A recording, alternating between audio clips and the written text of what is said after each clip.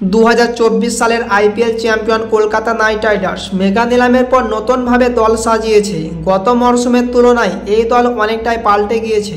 শুধু তাই নয়, অধিনায়ক শ্রেয়াস আয়ারও দল ছেড়েছেন। তবে নিলাম পর্বের আগে এই ফ্র্যাঞ্চাইজি একজন তরুণ খেলোয়াড়ের ওপর ভরসা রেখে তাকে রিটেন করেছিল কেকেআর, কিন্তু তার ধারাবাহিক খারাপ পারফরম্যান্স এখন সকলের কাছে চিন্তা বাড়াচ্ছে। হ্যাঁ, ঠিকই ধরেছেন, আমি রিঙ্কু সিংয়ের বিষয়ে কথা বলছি। সম্প্রতি তিনি টি-20 ফরম্যাটে বারবার ব্যর্থ হচ্ছেন। চিন্তা বাড়াচ্ছেন কেকেআরের এই প্লেয়ার। মেগা নিলামের পর দল সাজিয়ে আবারও চ্যাম্পিয়ন হওয়ার প্রস্তুতি নিয়েছে এই ফ্র্যাঞ্চাইজি। নিলামে কেকেআর অনেক বড় বড় খেলোয়াড়ের ওপর বাজি ধরেছিল। ভেঙ্কটেশ আয়ার এবং কুইন্টন ডিককে দলে নেওয়ার জন্য প্রচুর অর্থ খরচ করা হয়েছে। সামগ্রিকভাবে এই দল যথেষ্ট শক্তিশালীও বটে, কিন্তু এইসবের মধ্যে রিঙ্কু সিংয়ের পারফরম্যান্স প্রত্যেকের উদ্বেগ বাড়িয়েছে। প্রসঙ্গত উল্লেখ্য যে রিঙ্কু সিং কেকেআরের একজন অন্যতম গুরুত্বপূর্ণ সদস্য হিসেবে বিবেচিত হন। কলকাতার হয়ে তিনি বহু ম্যাচ তার দুর্দান্ত পারফরম্যান্সের ওপর ভিত্তি করে জিতিয়েছেন।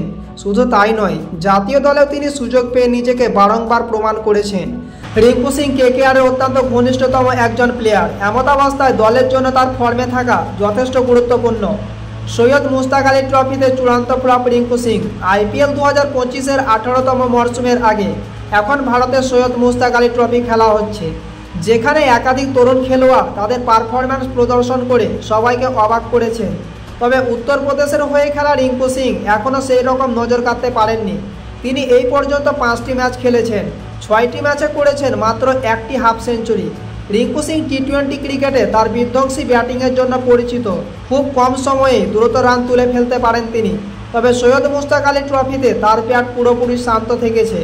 জানিয়ে রাখা ভালো যে এই টুর্নামেন্টে রিঙ্কু সিং 6 ম্যাচের 5 ইনিংসে মাত্র 195 রান করতে পেরেছেন। মাত্র 1টি হাফ সেঞ্চুরি করেছেন তিনি।